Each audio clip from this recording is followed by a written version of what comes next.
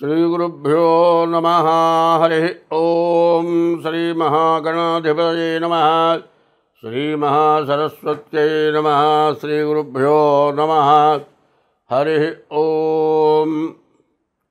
यत्कर्ता जगतां भर्ता संहर्ता महसां निधिः प्रणमामि तमादित्यं बहिरन्तस्तमोपहम्। తల్లి గర్భము నుండి ధనము తేడెవ్వడు, వెళ్ళిపోయడి నాడు వెంటరాదు. లక్షాధికారైన లవణమన్నమి కాని మెరుగు బంగారంబు మృంగబోడు.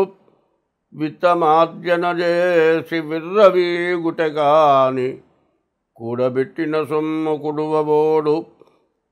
పొందుగా మరుగైన భూమిలో పలబెట్టి దాన ధర్మములేక దాచి దాచి తుదకు దొంగలకిత్తురో దొరలకవునో. తేనె దుంటీగలియవా తెరవరులకు భూషణ వికాస శ్రీ ధర్మపుర నివాస దుష్ట సంహార నరసింహ దురిత దూర. 2025 కొత్త సంవత్సరం ప్రారంభమైంది. మనం ముందుగా ఏప్రిల్ 1 దగ్గర నుంచి ఏప్రిల్ నెల 25వ సంవత్సరం ఏప్రిల్ నెల మాస ఫలితాలు చెప్పుకుందాం. దానికి ముందు 2025వ సంవత్సరం ఏప్రిల్ నెల 6వ రాశి కన్యారాశి. ఈ కన్యారాశి ఫలితాలు తెలుసుకుందాం. ఈ కన్యారాశిలో కుజుడు గురువు తప్పితే 6 గ్రహాలు పూర్తిగా బాగాలేవు. ఈ గోచారంలో ఎట్లా ఉంటే గ్రహచారం డేట్ ఆఫ్ బర్త్ ద్వారా ఎట్లా ఉందో చూడాలి. పాపగ్రహాల కలయిక ఎక్కువగా ఉంటుంది. దానివల్ల ఏమవుతుందంటే మంచి వాళ్ళకి చెడు వాళ్ళకి తేడా ఎట్లా ఉంటుందంటే, వాళ్ళ పక్కన నుంచి ఫోన్ ఉమ్మేస్తాడు. ఉమ్మేసినప్పుడు మంచివాడు ఏమనుకుంటాడంటే, ఆ పక్కన ఉమ్మేయబోతే కొద్దిగా మన మీద పడ్డది కావాలి అని తప్పించుకుంటాడు. అదే మంచివాడు అట్లా కనుక ఫోన్ ఉమ్మేస్తే కొద్దిగా పడంగానే, ఎరా కళ్ళు నెత్తికొచ్చినాయిరా నా మీద ఉమ్మేస్తారా అని వాడు కొడతాడు. మంచివాడు పడ్డా తప్పించుకోబోతాడు. చెడువాడు కొద్దిగా పడినా పడకపోయినా, వాడి మీద పడకపోయినా, పక్కన ఉమ్మేసినా ఏదో నన్ను చూసి ఉమ్మేసామని వాడు తిరగబడతాడు. మంచివాడికి చెడువాడికి అంత విపరీతమైనటువంటి తేడా వస్తుంది. కాబట్టి మరి దుష్టుణ్ణి చూసి దూరంగా తొలగమని. సద్గుణాలు మొత్తం మూట కట్టుకొని ఒక చోట ఉంటాయిట, దుర్గుణాలు మొత్తం మూట కట్టుకొని ఒక చోట ఉంటాయిట. సద్గుణాలకు ఉన్న బలం దుర్గుణాలకు ఉండదు. దుర్గుణాలకు అప్పటి వరకే. చూడండి, తేలుందండి. ఆ తేలు ఏం చేస్తుంది? వెళుతూ ఉంటుంది. వెళుతూ ఉంటే ముందు కొండితో ఒక పోటు పొడుస్తుంది. దేన్నైనా పొడుస్తూనే ఉంటుంది. ఆఖరికి కంచు చెంబుల నుండేవి, బాగా మందంగా ఉండేవి. ఆ చెంబుని ఆ కొండతో ఒక్క పోటు పొడుస్తుంది. ఆ పోటు పొడటంలో చిన్న చుక్కలాగా పడుతుంది. ఆ చెంబుకి బెజ్జం మాత్రం పడదు. ఆ కొండతో ఏం చేస్తుందంటే విషం దాని మీద కక్కుతుంది. ఆ చిన్న చుక్క పడ్డ చోట ఒక 5 నిమిషాల పాటు విషం ఉన్నది అంటే ఆ చెంబు బెజ్జం పడిపోవటమే కాదు, చుట్టూతా కూడా ఏమవుతుందంటే, మరి కుండ పెంకు కనుక చిన్న దెబ్బ కొడితే అది దెబ్బతినిపోయి ఊడిపోతుంది. అంత దాదాపు బొట్టన వేలు ఎలా బెజ్జం పడుతుంది ఆ చెంబు. అంటే అంత డ్యామేజ్ అయిపోతుంది. అది తేలుకుండే స్వభావం అంటారు. రాసుల్లో కూడా కొన్ని రాసులు ఇచ్చాడు. వృశ్చిక రాశికి తేలు ఇచ్చాడు. ఆ వృశ్చిక రాశికి ఏం చెప్పాడంటే, మిత్రం మైత్రమనురాధమనురాధస్య సముద్రికం అన్నారు. అనురాధ నక్షత్రం మిత్రత్వంతో చేకూరి ఉంది. వాళ్ళ మాటలు ఎంతో చక్కగా ఎంతో మంచిగా ఉంటాయి. కానీ వాళ్ళని మాత్రం నేను అంటలేదు, వాళ్ళ స్వభావాలు అంటలేదు. రాశి యొక్క స్వభావాలు అట్లా ఉంటాయి. ఏంటంటే ఎంత మెత్తగా మంచిగా సున్నితనంగా మేలు చేస్తున్నట్టుగా ప్రవర్తించినా కూడా లోపల అంతరార్థంలో మాత్రం వీళ్ళకి ఎట్లా అపకారం చేయాలనేది ఉంటుంది. కాబట్టి కొన్ని రాసులకే అటువంటి స్వభావాలు ఇచ్చాడు. కొన్ని రాసులు ఉన్నాయి. మరి సింహరాశి ఉంది, వాడికి చెవులెమ్మడి ఇంతింత పొడుగు వెంట్రుకలు వస్తాయి. మరి సింహానికి మీసాలు ఉంటాయి. ఆ మీసాల్లాగా చెవులెమ్మడి ఇంత పొడుగు నిలబడి ఉంటాయి వెంట్రుకలు. తర్వాత వాడి కళ్ళు చూద్దామా, తెల్లగుడ్డులో ఎర్రటి చీరలు కనపడుతూ ఉంటాయి. ఎర్రగుడ్డు ఎర్రగా కనపడుతుంది. బాగా తాగిన వాడి కన్నులాగా ఉంటుంది. వాడిని పలకరించామనుకోండి అన్నట్టుగా ఉంటుంది. ఆ శబ్దం, ఆ సౌండ్ విపరీతమైన సౌండ్ వస్తుంది. ఇక వాడిని పలకరించాలంటే భయం పుట్టేట్టుగా ఉంటుంది. కానీ వాడు చూపు మాట చూస్తే మాత్రం అమ్మో వీడితో మనకు అనవసరం, మన దాన్ని మనం పోదాం, వాడితో అవసరం వచ్చి కూడా పలకరించడానికి భయపడతాడు. కానీ వాడు హృదయం ఎంత మంచిదంటే తను తినకుండానైనా సరే ఊడిపెడతాడు. ఆ సింహరాశి యొక్క స్వభావం అట్లా ఉంటుంది. అట్లాగే ఎప్పుడూ కూడా ఒక్కో రాశికి ఒక్కొక్క లక్షణం ఇచ్చారు. ఆ రాశుల్లో కొన్ని ఇట్లాంటి గ్రహాలు చేరితే కూడా ఎంత మంచి వాళ్ళకు కూడా దుష్ట స్వభావాలు వస్తాయి. ఇప్పుడు ఈ కన్యారాశికి వచ్చేప్పటికల్లా మరి 6 గ్రహాలు పూర్తిగా బాగాలేవు. చదువుకునే పిల్లలకు బాగుంది, డాక్టర్లకు బాగుంది, వ్యవసాయం చేసుకునే వాళ్ళకి బాగుంది, మిగతా వాళ్ళకి ఎవరికి బాగాలేదు. అయితే ఏమిటయ్యా వాళ్ళకి బాగుంది మాకు బాగాలేదు కదా అంటే, వ్యవసాయం చేసేవాడు పండిస్తేనే మనకు తింటానే ధాన్యం వస్తుంది. మరి అటువంటి ఇబ్బంది లేకుండా ఉండాలంటే వాడు బాగుండాలి, మనం బాగుండాలి. కాబట్టి అందరూ బాగుండటానికి కొన్ని పూజలు ఉంటూ ఉంటాయి. ఎందుకంటే ఈ నవగ్రహాల పూజలే కాదు, మీ దోషంతో పాటు అందరం బాగుండే పూజలు కొన్ని ఉంటాయి. అటువంటి పూజలు కూడా చేయించడం జరుగుతుంది. కాబట్టి ఈ గోచారరీత్యా 100కి 80 వంతులు బాగాలేదు. మీ డేట్ ఆఫ్ బర్త్ ద్వారా మీ జాతకం చూపించుకోవడం చాలా అవసరం. మిగతా వాళ్ళకి అనవసరమైన దండగమారి ఖర్చులు, ఏ పని కాకపోవటం, మరి ఎన్నో సమస్యలు రావటం, ఇంట్లో లేకపోతే 3 పెళ్ళాన్ని తగాది, 3 పెళ్ళాన్ని తగాదా అట్టా ఉంచి ఈ 3 ఇంట్లో ఏమి తేలేకపోతే అత్తా కోడలు తగాదా, ఈ అత్తా కోడలు తగాదా అట్టా ఉంచి పిల్లలకి పెట్టకపోతే వాళ్ళ గోల, మరి ఇట్లా సమస్య. మరి ఎంత మంచివాడికైనా బయట గొప్పగా ఉంటుంది, ఇంట్లోకి వచ్చేప్పటికి బాధగా ఉంటుంది.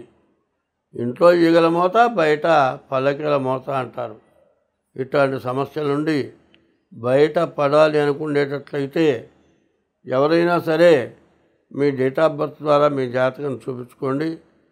అట్లా డేట్ ఆఫ్ బర్త్ లేకపోతే హస్త సాముద్రికం ద్వారానైనా సరే మీ జాతకం చూపించుకోండి. మీకు అన్ని రకాలుగా బాగుంటుంది. ఒక చిన్న విషయాన్ని చెప్పుకుందాం. ఇప్పుడు పద్యం చెప్పాను, తల్లి గర్భం నుంచి బయట పడేటప్పుడు ఎవడు కూడా ధనం తేలేదు. చివరికి ఎంత సంపాదించినా, ఎన్ని లక్షలు కోట్లు సంపాదించినా వెళ్ళిపోయేటప్పుడు మాత్రం, ఇక్కడి నుంచి వెళ్ళిపోయేటప్పుడు మాత్రం ఏమి కనీసం కట్టుకున్న గుడ్డ కూడా తీసుకొని వెళ్ళడు. లక్షాధికారైనా కోటీశ్వరుడైనా అన్నం, ఆ అన్నంలో కూడా అన్నము పప్పు కూరలు తింటున్నాం అనుకోండి, దాంట్లో కాస్త అంత ఉప్పు లేకుండా తినలేడు.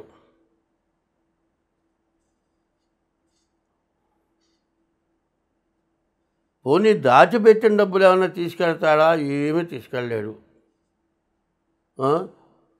దాచిపెట్టిన డబ్బు తీసుకెళ్ళలేడు, వచ్చేటప్పుడు తేలేదు, వచ్చి వెళ్ళేటప్పుడు తీసుకెళ్ళలేదు. కానీ ఆశ, ఈ ఆశ వల్ల ఎన్ని రకాల పాపాలు చేసి ధనాన్ని సంపాదించి ఎంతమందినో బాధలు పెట్టి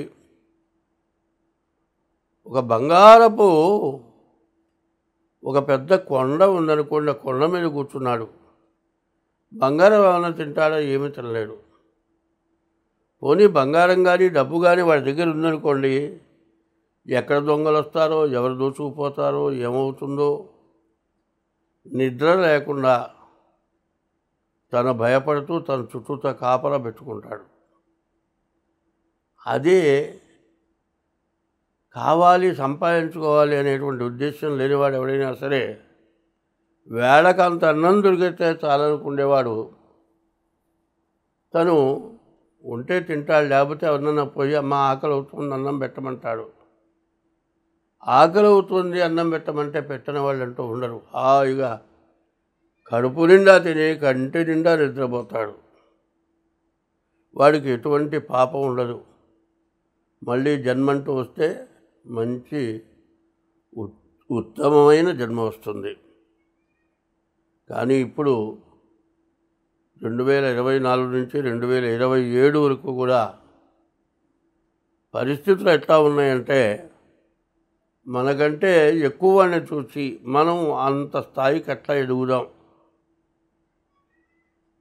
అని ఆలోచన తప్పితే, మనకంటే తక్కువ వాడిని చూసి వాడికంటే బాగున్నాం, మనం తింటూ ఊరి పెడదాం అనే ఆలోచన లేకుండా ఆశ, విపరీతమైన ఆశ, దురాశ, దాంతో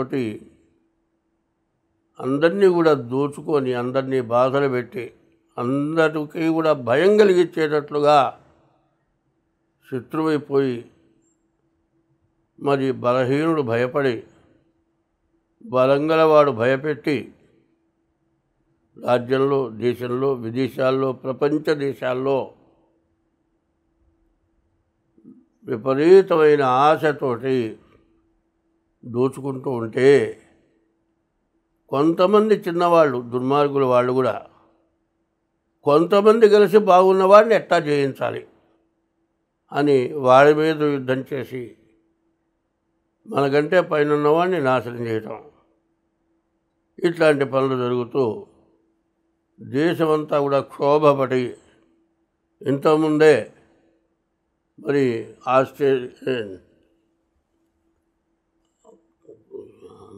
రష్యా మరి ఉక్రెయిన్ యుద్ధం చేసి కొన్ని రాజ్యాలు ఈ రెండు అటు కొన్ని రాజ్యాలు ఇటు కొన్ని రాజ్యాలు సపోర్ట్ చేసి యుద్ధం చేసి రెండు దేశాలని కూడా నాశనం చేసినాయి.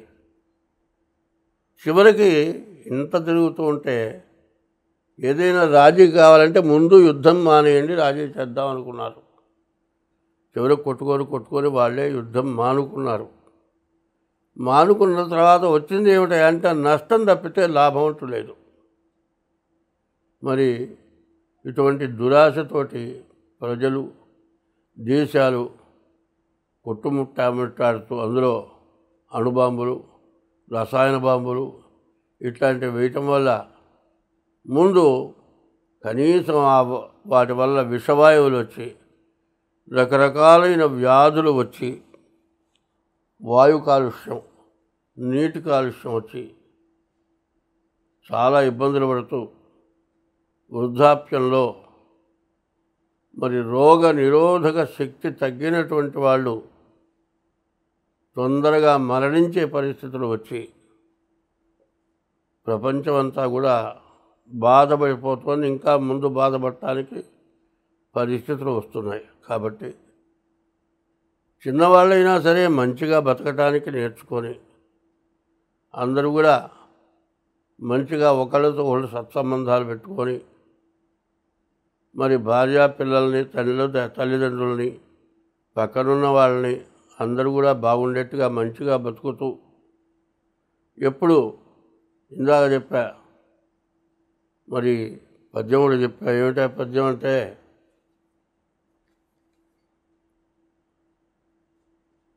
తల్లి గర్భం నుండి ధనము తేలేదెవడు, పోయేటప్పుడు తీసుకుపోలేదు, తల్లి గర్భంలో నుంచి బయటకు వచ్చిన తర్వాత ధనం సంపాదించాడు. ధనం మొత్తం ఇక్కడే వదిలేసిపోయినాడు. ఎవడు ఒక్కడైనా సరే ధనం తీసుకొని పోలే. కాబట్టి ఇక్కడి నుంచి వెళ్ళేటప్పుడు తీసుకెళ్ళేది పుణ్యం అనేది తీసుకెళ్తారు. ధనం ఎక్కువ ఎవరైతే ఎక్కువ సంపాదిస్తారో దురాగతంగా సంపాదించడమే, వాళ్ళు యమలోకానికి పోవటమే. ధనం మీద దురాశ కలిగి విపరీతంగా సంపాదించి చివరికి పోయేటప్పుడు వదిలిపెట్టి నరకానికి పోవటం జరుగుతుంది. ఆ దురాశ, దుర్మార్గమైన సంపాదన, ఒకరి యందు ఒకరికి దురభిప్రాయం లేకుండా ఉండటం చాలా అవసరం.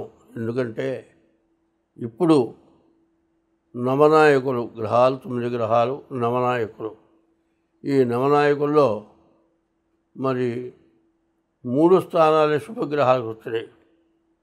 6 స్థానాల్లో 4 స్థానాలు రవికి వచ్చినాయి, సూర్యుడికి. మిగతా 2 స్థానాలు కూడా పాపగ్రహాలకు వచ్చినాయి. అంటే శుభగ్రహాలు 3. మరి చంద్రుడు, బుధుడు, గురువు. ఈ శుభగ్రహాలు తక్కువగా ఉంటాం, పాపగ్రహాల బలం ఎక్కువ ఉండటం చేత దేశంలో అల్లకలోలు రావడానికి సిద్ధంగా ఉంది. కాబట్టి ఎవరికి వాళ్ళు ఎట్లా అంటే, ఒక తండ్రి చెప్పాడు, ఒక 7 కట్టెలు తీసుకొచ్చాడు. కట్టగట్టిన ఆయన కొడుకులు ఉన్నారు, 5 కొడుకులు. ఈ కట్టగానే ఉంచి విరగదీయడా అంటే కొడుకులు విరగదీయలేకపోయినారు. 7 కట్టలు విడదీసి విరగదీయడా అంటే ఒక్కడే 7 కట్టలు విరగదీశాడు. ఎంత బలహీనులైనా, ఎంతటి బలం తక్కువైన కట్టెలైనా 7 కట్టలు కట్టి విడదీయాలని, కట్టగట్టి విడదీయాలంటే ఎవరి వల్ల కాల. సన్నటి కట్టెలైన 7 కట్టగట్టి విరగదీయాలంటే విరగదీయలేకపోయినారు.